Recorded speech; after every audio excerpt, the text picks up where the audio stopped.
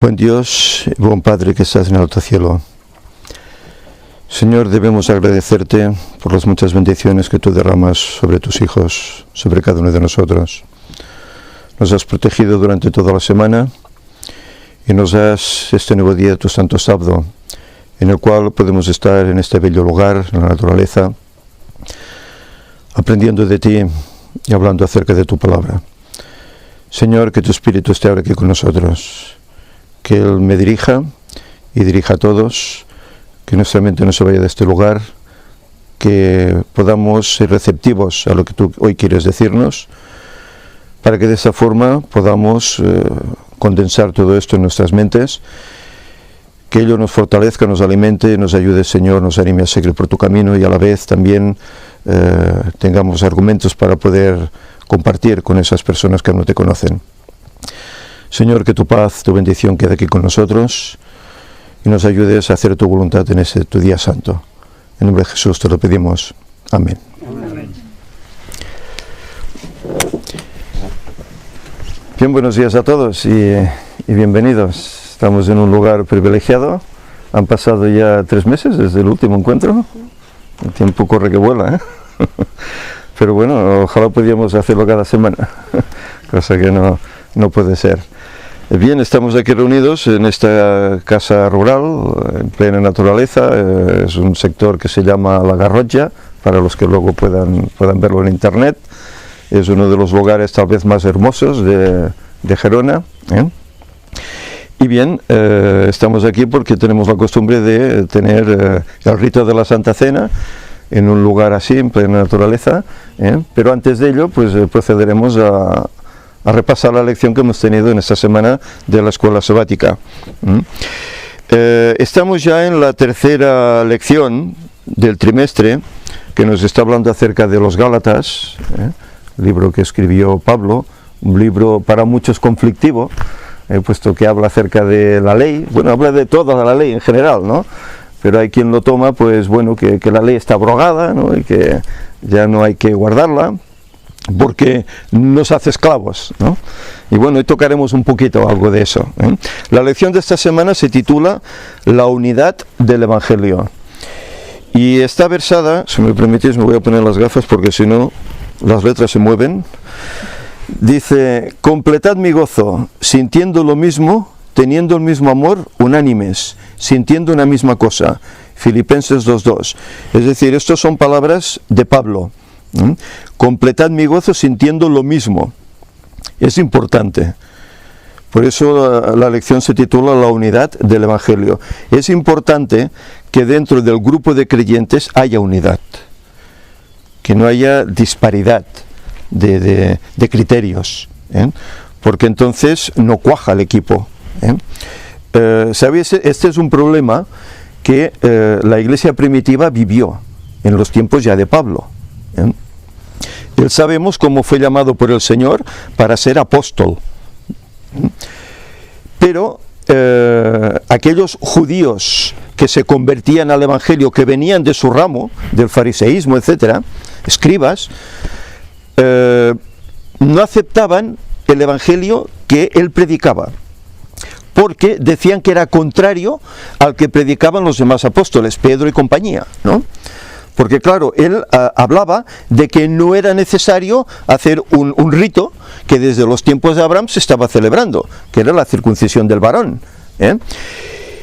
Y entonces decían que él no podía ser enviado de Dios, porque era contrario al Evangelio que aparentemente los demás predicaban, ¿eh? Claro, ¿qué pasaba? Pedro fue llamado, pero fue llamado para predicar el Evangelio ¿a quién?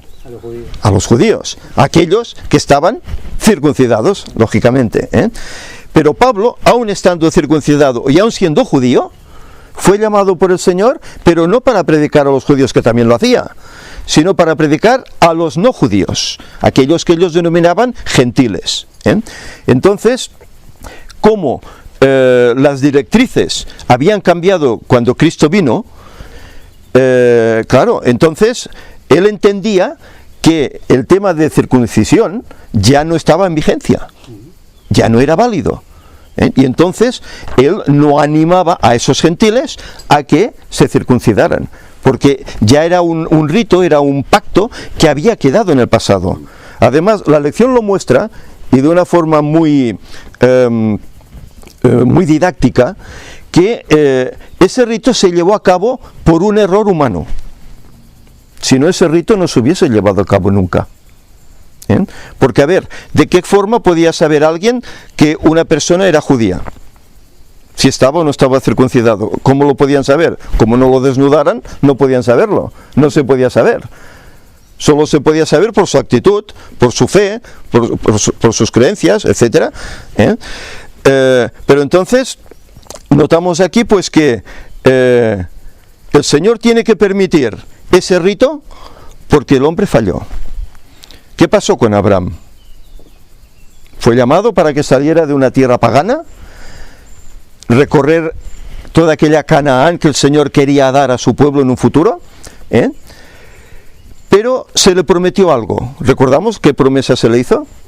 Que iba a tener una descendencia, ¿verdad? Y era ya anciano, era muy viejo, y su esposa también. Pero aquí que él iba recorriendo un lugar, los años iban pasando, pero la promesa no se cumplía. El hijo no venía. ¿Y qué hace? ¿Qué acuerdan hacer Sara y Abraham? Un hijo con su esclava. Tener un hijo con la esclava. Querían de alguna forma echar una mano al Señor, ¿no? Ayudar. Creían que este tal vez sería el camino que Dios quería que ellos usaran para tener ese hijo de la promesa. Cuando eso ocurre... Perdón, pero es un poco como espiritualizar las cosas del Señor también. También, Digamos, también. No cumplir literal, pero más o menos. Digamos. Sí, es ponerse un poco en lugar, ¿no? En el lugar del Señor, ¿no? Quisieron ocupar el lugar. Ya que tú no haces no llevas a cabo esos planes, pues bueno, lo haré yo en tu lugar, ¿no? Es un poco eso, ¿no? Y eso que Abraham era el padre de la fe, ¿no? El patriarca, para los judíos era su máximo exponente, por así decir. Y aquí que si nos fijamos, el Señor, una vez ha pasado esto, es cuando le dice a Abraham que todo varón debe circuncidarse a partir del 8º día de nacimiento. Que ya hemos hablado acerca de esto, ¿no? Que parece ser que el 8º día es el periodo idóneo para hacer esa operación, por así decir, y que se sufra lo mínimo, porque ya cuando una persona es adulta y se le practica la circuncisión, pues bueno, hay ejemplos en la Biblia de qué pasaba. ¿Os acordáis cuando posteriormente Jacob con sus hijos estaban allá en Canaán? Como hubo un príncipe que se enamoró de Dina, y ellos dijeron, bueno, si queréis pactar con nosotros, os tenéis que circuncidar, como hacemos todos los judíos. ¿Y qué pasó al 3er día?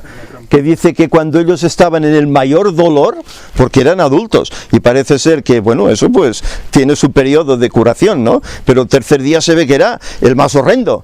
Ellos entraron allá con espadas, uno de ellos creo que fue Leví, el otro no sé si era Simeón, Leví y Simeón, entraron y mataron a todos,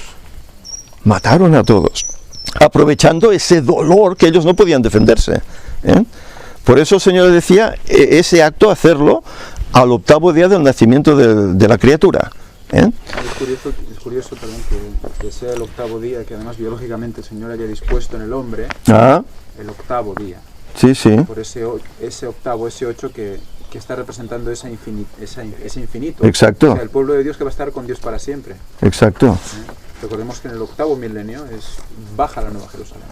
Entonces ahí ya el pueblo está con Dios, ya no se separa, ¿no? Sí, sí. ¿No? Y claro, y el pene circuncidado, claro, tiene esa connotación de lanza, esa forma especial que hace que esté siendo el tipo del atravesamiento de Cristo. Una lanza.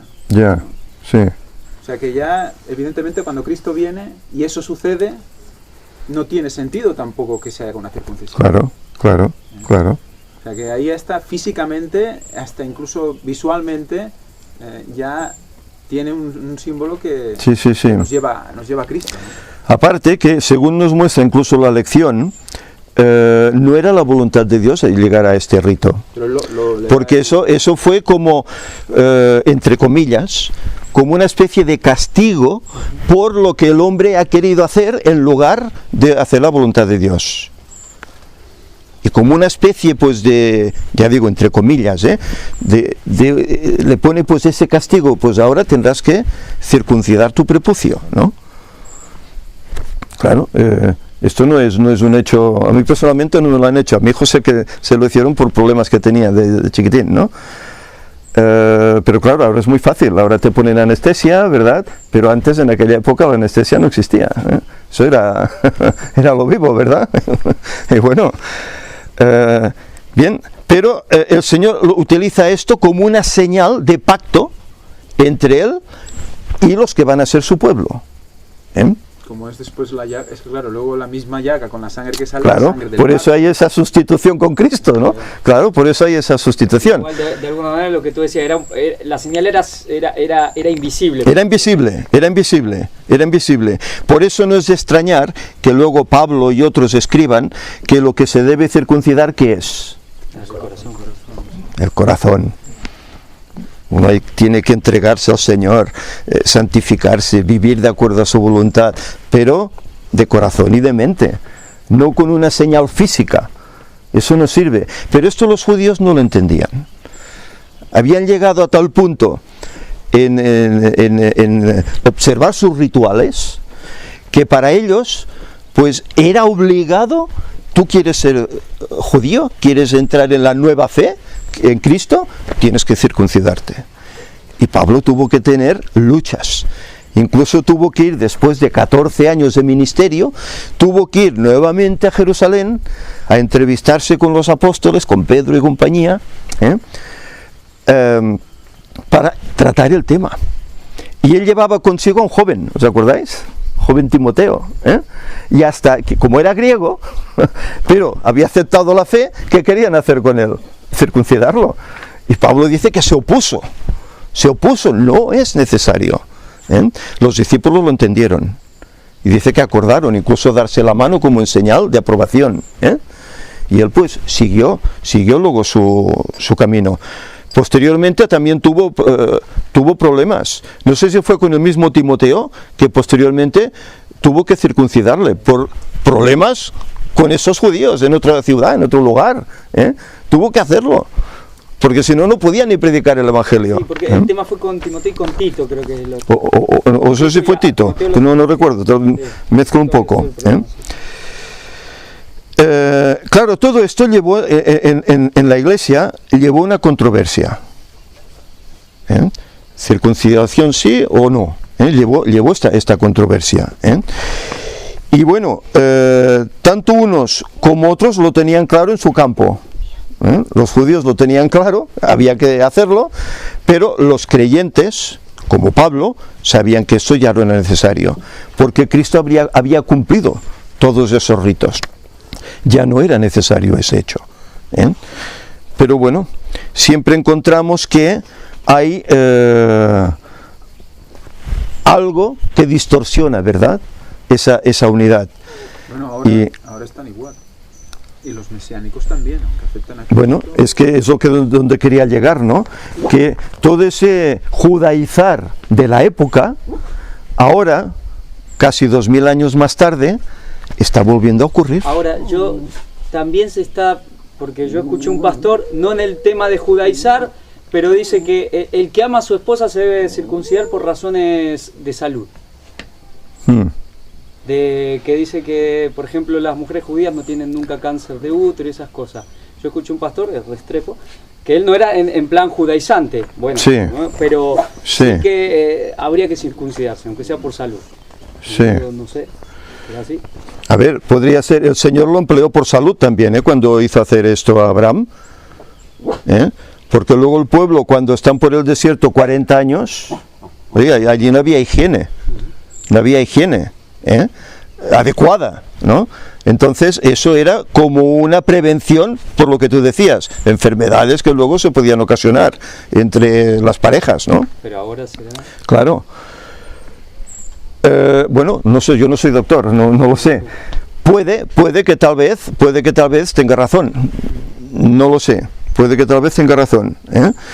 Pero bueno, es un rito que el Señor instituyó con Abraham, que pasó a todos los judíos después de él, pero que llega a un punto en la historia en que Cristo aparece, que es todo esto simbolizaba a Cristo, ¿verdad? El pacto con él, el nuevo pacto que él luego haría con nosotros, etcétera, y todo eso ya no tenía validez.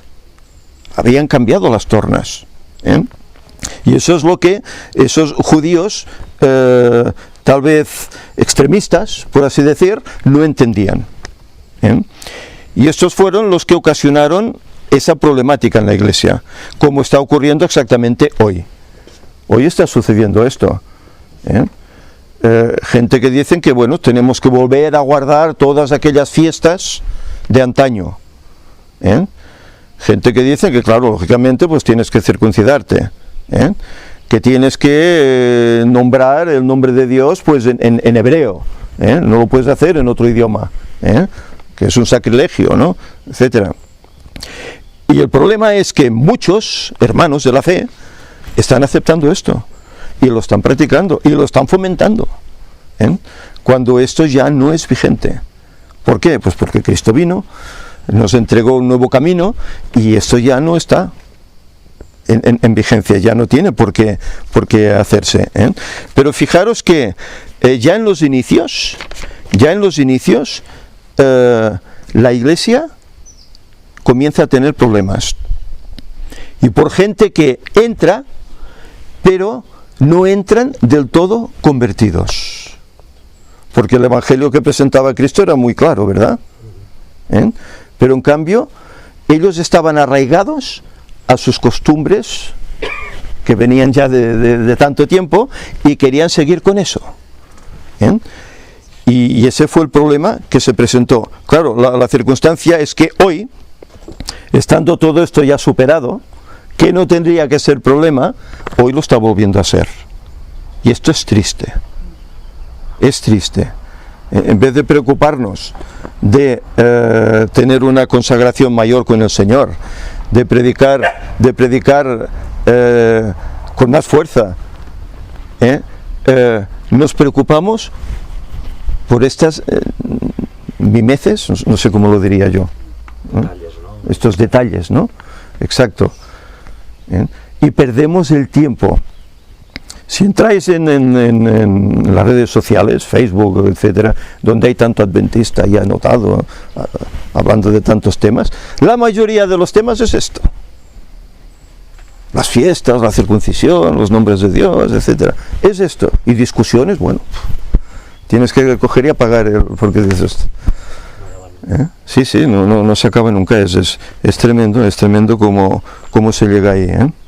No, Satanás tiene que tener entretenido a la gente con otros temas que no son la verdad presente, para que no puedan estar atentos y estén preocupados solo por cosas que no tienen que ver con la salvación. Son estrategias que él usa y que nosotros, cortitos de nosotros, no nos damos cuenta y caemos. Y caemos. Pero ya. Porque no tenemos claro las bases. Mira, ahora viendo para acá lo hablábamos con Julia, ¿verdad? Que cuando uno conoce bien su Biblia, conoce las doctrinas, es difícil que puedas moverte de ese lugar, es difícil, ¿eh? Lo que pasa es que las consecuencias van mucho más allá, porque generalmente los que se meten en este rollo de los judaizantes terminan negando al Espíritu Santo y la eternidad. Claro, es que un error lleva a tantos otros. Ese es el problema, que cuando aceptas algo que ya no está en vigencia, irás aceptando otras cosas, y muy importantes, incluso para la salvación, que te harán perder, como esto de la Trinidad, etcétera, etcétera, ¿verdad? Y por lo tanto negando a Cristo. Claro. Negando a Cristo y negando a Dios, en definitiva, ¿eh? Porque si niegas al Espíritu Santo, el Espíritu Santo es Dios. Si niegas la Trinidad, claro, estás negando al verdadero Dios. Claro, ellos ¿en qué se basan? ¿En qué cogen? ¿No? Es que la Iglesia Católica tiene Trinidad y la inventaron ellos en el concilio de Nicea o no sé de cuánto, ¿eh? ¿No? Pero bueno, ¿y los babilonios? ¿Y los egipcios? ¿Cuándo la inventaron? ¿No sería que tal vez más bien copiaron? Porque el diablo les dijo,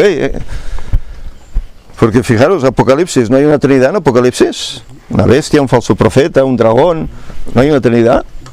¿Y quién la hace esa Trinidad? Dios, ¿no? La hace el diablo, pero ¿qué ha hecho? ¿Copiar? ¿Por qué? Él ha estado allá en el cielo, no sé cuánto tiempo estuvo en el cielo, pero él todo lo que vio allí lo ha copiado y nos lo ha puesto aquí, a nosotros, a los hombres, y ha hecho caer a tantos y a tantos y a tantos. ¿Eh? Es muy sutil. Por eso, a pesar de que conozcamos todo, todas las doctrinas, mira, en la Iglesia dicen que hay 28 doctrinas, ¿no?, fundamentales, a pesar de que las conozcamos todos, o todas, el diablo trabaja muy sutilmente, y entre medio de ellas mezcla un poquito de error, a veces hasta un poquito de espiritismo, que aparentemente, no, parece que eso está bien, ¿no? Y eso va creciendo, y va haciendo daño, mucho daño, Por eso es importante, dice, que todos tengamos ese mismo sentir, esa misma fe, que estemos de acuerdo con las cosas, y que no haya entre nosotros divisiones. No, es que yo creo que esto ya no es así, esto es de otra manera, no. Si hay esa circunstancia, hablarlo, en oración, hablarlo con los hermanos para resolver, porque si no, eso puede llevar a que se rompa el grupo.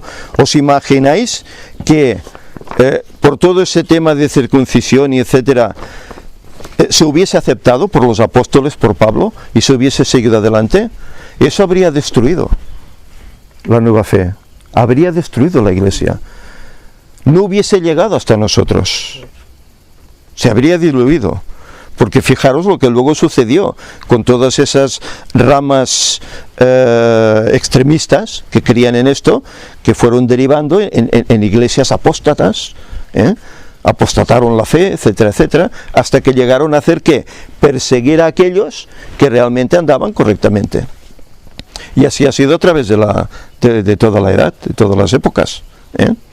Incluso hoy nos encontramos que aquellos que intentamos seguir los caminos del Señor como son, y que predicamos cosas que el Señor hoy está mostrando, pues estamos teniendo problemas con hermanos de la fe, ¿verdad? Algunos son expulsados de sus iglesias, ¿no? Son borrados literalmente, porque creen y predican cosas que la iglesia oficial no acepta. Es decir, que estamos teniendo otra vez pues esa problemática. Claro, y esto es un inicio, porque las visiones que tuvo Ellen White, ella ve cómo el mismo pueblo de Dios denuncia y persigue a aquellos que realmente hacen su voluntad. Los denuncian ante las autoridades, etcétera. Están allá, ir allá, los encontraréis. Todo eso ella dice que lo ve en visión. El mismo pueblo contra sus hermanos. Bueno, esto llegará, y de aquí a no mucho tiempo.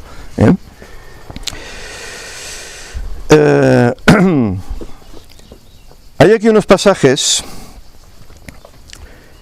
en el cual, bueno, es lo que antes estábamos citando, ¿no? Si tú crees en la ley, etcétera, etcétera, pues estás esclavizado. Claro, Pablo demostró que no, que es al contrario. Dice, y aquí hay unas palabras por el mismo Cristo, dice, conoceréis la verdad y la verdad os hará libres. Y esa verdad, ¿qué incluye? Guardar los mandamientos del Señor, porque Él dice, si me amáis, guardad mis mandamientos. ¿Por qué? Porque el mandamiento nos ayudará a salvarnos, ¿no? Simplemente nos hará ver dónde está nuestra falla.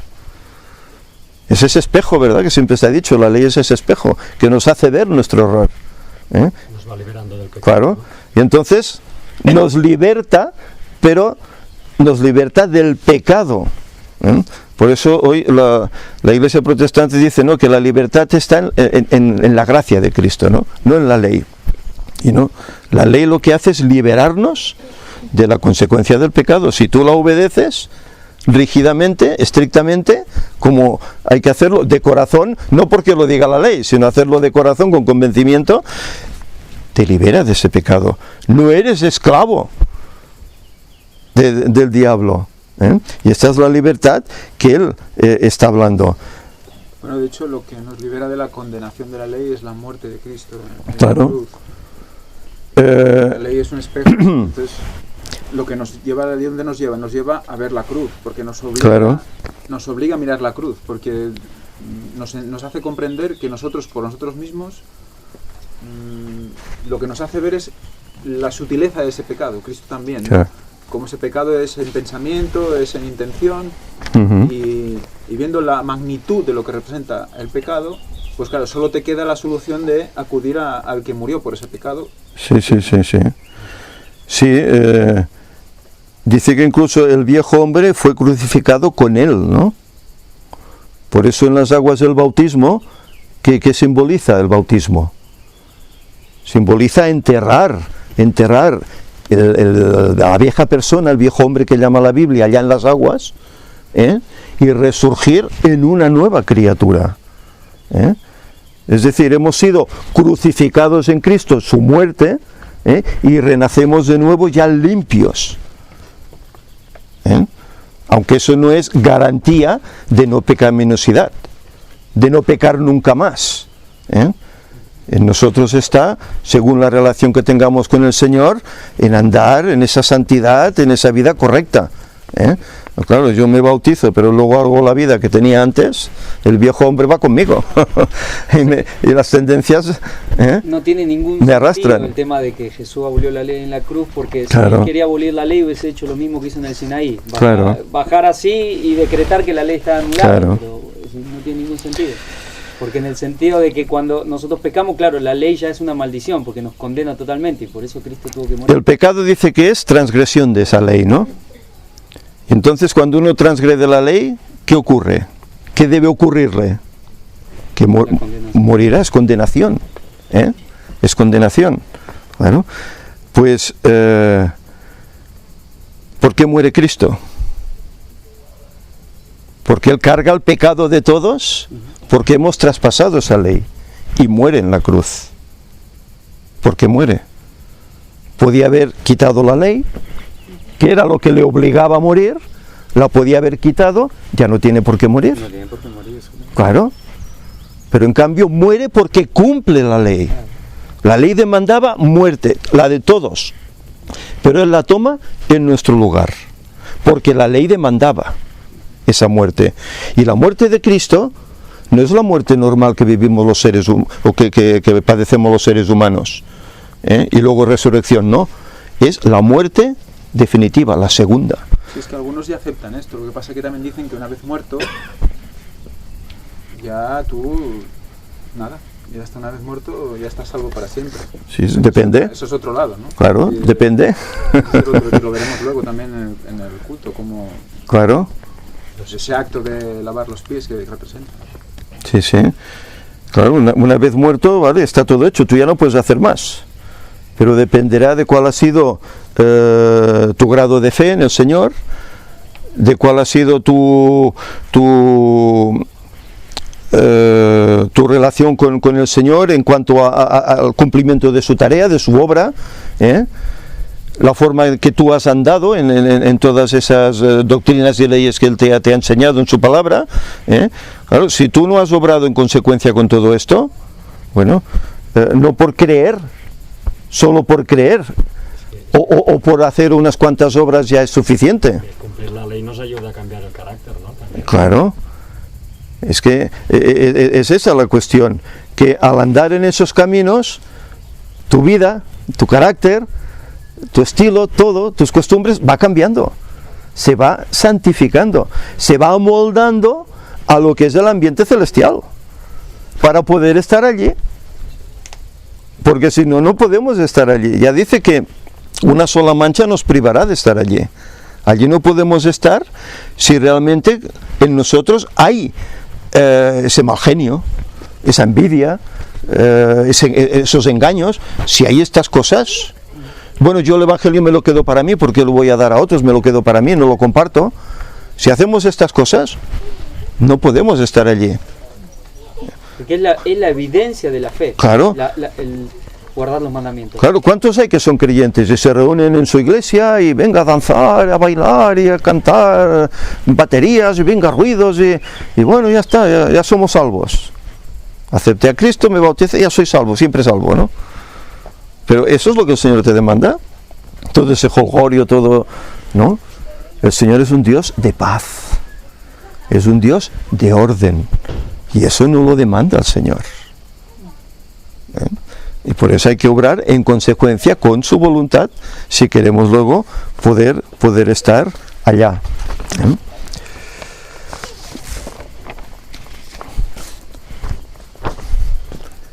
En Antioquía nos muestra la lección que hubo un problema. Después de resolver todo esto allá en Jerusalén con los discípulos, Pablo viajó a Antioquía y Pedro fue también a Antioquía, y allí pues había gentiles y había judíos. ¿Y qué hacía Pedro? Dice que mientras no había judíos, dice que comía con los gentiles, ¿verdad? Pero cuando llegaron los judíos, se apartó y solo iba con judíos, ¿no? Y Pablo le tiene que llamar la atención, porque está obrando de forma hipócrita, engañosa. Claro, muchos dicen, bueno, es que claro, él, ¿ves? Aquí demuestra que las comidas ya todo se puede comer, ¿no? Porque si comía con los gentiles, claro, los gentiles comían de todo, ¿no?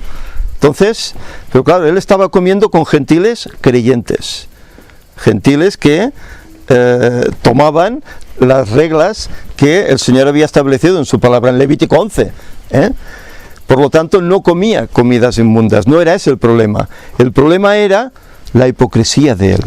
Si me ven con estos, ¿qué dirán, no? Pues me voy con los míos, ¿no? Y por eso le dijo Pablo, tuvo que llamarle la atención, ¿por qué actúas de esta forma? ¿Por qué actúas así? Y esto, pues bueno, parece mentira, ¿no?, que esto pasara en Pedro. Él tuvo aquella visión tiempo atrás, ¿no?, en el cual tenía que ir a ver a unos gentiles, romanos, etcétera, ¿verdad? ¿Acaso en la iglesia adventista en tiempos pasados en Estados Unidos no pasó que no se quería predicarle a los negros? Uy, bueno, y eso es similar, y eso aún ocurre, Sí. Eso aún ocurre. Yo cuando estuve en Estados Unidos recientemente, visité una iglesia que era de habla inglesa, no lo sabía, yo entré allá, todos eran negros, no había ni un blanco. Y allá alguien que hablaba español pues me dijo, no, dice, tienen que ir a tal iglesia en tal sitio, porque allí hay otra que también es de habla hispana, que es donde se reúnen los blancos. Claro, me quedé, claro, una ciudad enorme que hay, no sé, 7, 8 iglesias, un montón. Claro, esta era de negros, y había otra que era de blancos. Siglo XXI, iglesia adventista, y esa separación. Que también están las de gitanos. Sí. Los otros. Bueno, y ahora hay también la de gays, también, ¿no? También está así. Pero es paradójico que, a pesar de todo el tiempo que ha pasado, de todas las experiencias que hemos vivido en la iglesia, etcétera, no hablo de mi experiencia personal, sino la iglesia desde que es iglesia, ¿no? Desde los días de Cristo hasta los días de Ellen White, etcétera, y que aún hayan estas diferencias. Es trágico. Allá, bueno, había iglesias que todos eran sudamericanos. No había nadie del país, todos sudamericanos. Claro, dices, bueno, ellos se expresan en español, y es lógico pues que tal vez los de la tierra no vayan, ¿no? Pero bueno, muchos sabían español. Pero esas diferencias que dices, aún existen, ¿no? Es decir, que estamos un poco como en aquellos tiempos, ¿no? Un poco retrocediendo atrás. Y bueno, ¿cuánto tenemos que corregir, ¿Cuánto tenemos que corregir? Y además, estas cosas, ¿para quién fueron escritas? Nos dice la Escritura. Para aquellos que han alcanzado los fines de los tiempos, ¿verdad? Para nosotros. pues debemos aprender, por eso hacemos estas escuelas sabáticas, ¿no?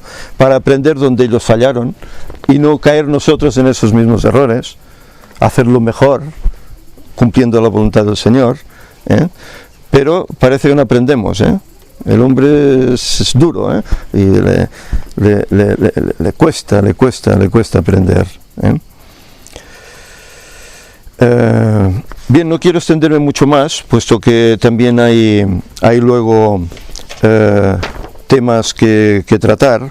Sí que me gustaría leer una cita que está aquí de Ellen White, al final, en el viernes, que dice: aún los mejores hombres, si actúan por sí mismos, cometerán graves equivocaciones. Fijaros, los mejores hombres si actúan por sí mismos, sin contar con la dirección del Espíritu Santo, ¿eh? Mientras mayores responsabilidades se coloquen sobre el agente humano, mientras más encumbrado sea su cargo para determinar y controlar, más males hará con seguridad, pervirtiendo mentes y corazones, si no sigue cuidadosamente el camino del Señor. Fijaros, ¿cuántos hermanos hay? ¿Os acordáis que Pablo se encontraba, que iba a iglesias que había un dirigente, que al que quería pues dejaba entrar, al que no quería expulsaba? Pues esto, hay iglesias hoy, y no muy lejos, aquí en Cataluña, que esto ocurre. Que vas allá y aquella persona es el anciano, el pastor, el dirigente, y hace la suya, y al que no le va bien, oye, pues coge la puerta y te vas a otra iglesia, ¿eh? Esto ocurre hoy, es lo que dice aquí.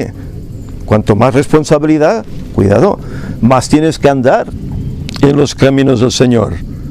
Sí, yo escuché de un pastor que a un chico que estaba hablando cosas de la apostasía le terminó diciendo: no, esta es mi iglesia.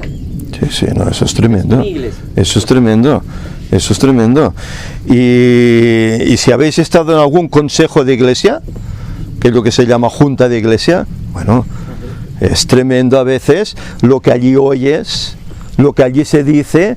Dices, bueno, pero oye, no somos una empresa, no somos caciques, somos hermanos, somos por así decir, los que intentamos llevar la iglesia adelante, ¿no? Para ayudar a los hermanos que no están ahí. Y en cambio, a veces notabas unas expresiones de dictadura, de posesión. Dices, pero esto ¿qué es, no? Es que jurídicamente cada vez más. Bueno, a mí me llamaban el rebelde, ¿eh?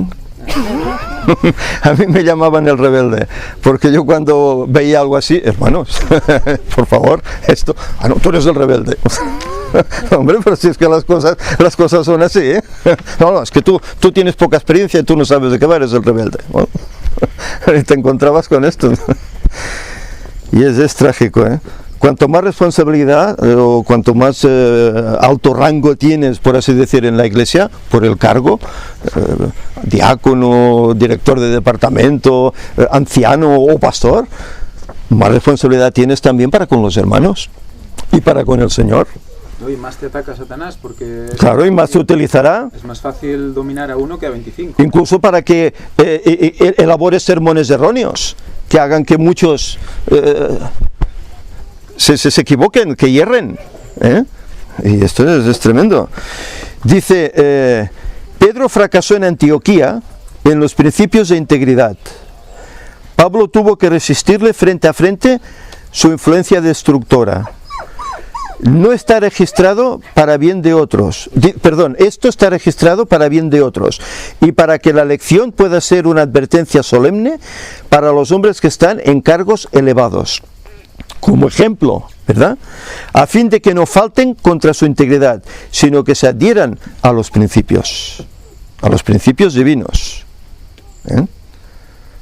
¿Cuánto nos queda aún por aprender? ¿Cuánto nos queda por aprender? ¿Eh? ¿Cuánta humildad? Quiera el Señor que en nosotros haya siempre esa armonía que estamos viviendo. Quiera el Señor que no haya distorsión. Y si alguna vez sale alguna duda, alguna queja, hablémoslo, reunamos a los hermanos, oremos, hablémoslo, arreglémoslo. No permitamos que eso se haga grande, ¿verdad? Que destruya el bienestar, ¿eh? porque eso es lo que ocurrió en aquella época en la iglesia primitiva, y la iglesia sufrió grandes penalidades, grandes problemas, Quiera el Señor que esto no nos ocurra, porque sabéis, nosotros somos esos que han alcanzado los fines de los tiempos, y a nosotros se nos está dando un mensaje privilegiado, que tenemos que vivir entre nosotros y compartir, Y si en nosotros ven errores, ven fallos, nos señalan, cuidado, cuidado, porque esto hará mucho daño a aquellos que posteriormente pueden recibir el mensaje. Por eso hay que intentar ser sin tacha, respetando a todo el mundo, amando a los demás, para llegarles y darles ese evangelio. Luego el Espíritu hará, y sus conciencias, si son sinceros para aceptar o no, algo que es palpable, algo que es así, pero que tantos quieren y están negando, que es tremendo, por muchos textos, por muchas citas que a veces muestras, y la gente no quiere ver. No, porque el lenguaje dijo que ni en 5, ni en 10, ni en 20 años, etcétera, ¿no? Y se cierran, y no ven otras citas importantísimas que quieren decir otras cosas. En realidad dijo que no deberíamos esperar a Cristo más allá de 5, 10 o 15 o 20 años. O sea, no se podía esperar más tarde de eso. O sea, que ella sabía que había un momento en el cual esa franja de tiempo tenía que ser un momento en el cual teníamos que predicar para que la gente se preparara. Puede haber dicho 50 años, puede haber dicho 100 años, o 5 años, o 1 año. No podemos esperar más de eso, no podemos vivir con la esperanza de que sea mayor ese tiempo de espera. Siempre hay que vivir con ese tiempo de espera. Qué casualidad, ¿no? Claro. Sí. Pero bueno, es el problema que cuando no se ve el contexto en el que está escrito, pues entonces se pone en otro contexto que no toca, y bueno, y uno se cierra, ¿no? Se pone hermético y no quiere comprender. Es un problema que ha existido siempre y existirá siempre. Únicamente aquel que es sincero, lo ponga en oración, lo investigue, pues el Señor lo dirigirá y le hará ver. Pero que ya no quiere ni hacer eso, bueno, pues que no se puede hacer nada. No se puede hacer nada más. Que el Señor nos ayude a todos para que vivamos esa unidad. Que evitemos, que el diablo lo hará, pondrá tantas trabas como pueda para distorsionar, pero que todos unidos con el poder de la oración podamos salir adelante cuando vengan esas pruebas. Que el Señor nos ayude, porque la meta está muy cerca, falta muy poquito, y sin duda alguna, si estamos aquí es porque el Señor nos ha llamado a cada uno de nosotros, y a todos nos concierne una labor que hacer, y no debemos fallar en eso. Tenemos que procurar ser fieles al Señor y ir adelante a pesar de risas, de insultos, de agresiones, de lo que pueda venir. Hay que ser fieles hasta el final, que nos queda muy poquito para la meta. Que el Señor nos ayude. Vamos, si os parece, a terminar. Hacemos una oración.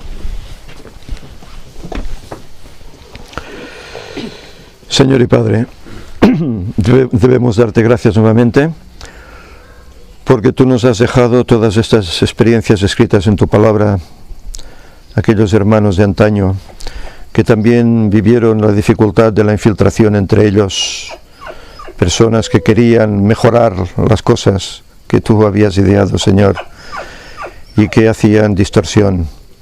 Sabemos que hoy eso aún ocurre, porque el diablo no cesa, el diablo pone trabas, pero te queremos pedir, Señor, que tú nos ayudes para que sepamos ver los errores, sepamos corregirlos con el poder, con tu poder, con la oración, y de esta forma podamos ser un grupo compacto, unido, que trabajemos todos con ese mismo sentir, con el deseo de que otros puedan conocerte, y a la vez, Señor, prepararnos para tu encuentro. Señor, ayúdanos a mejorar en ese aspecto. Perdona las muchas deficiencias, a veces las salidas de tono que podemos tener, tal vez hablando, y ayúdanos, Señor, para que mejorando todo esto nos podamos santificar mejor. Que tu paz, tu bendición quede con nosotros. Danos un buen sábado y ayúdanos a guardarlo como es debido. En nombre de Jesús te lo pedimos. Amén. Amén.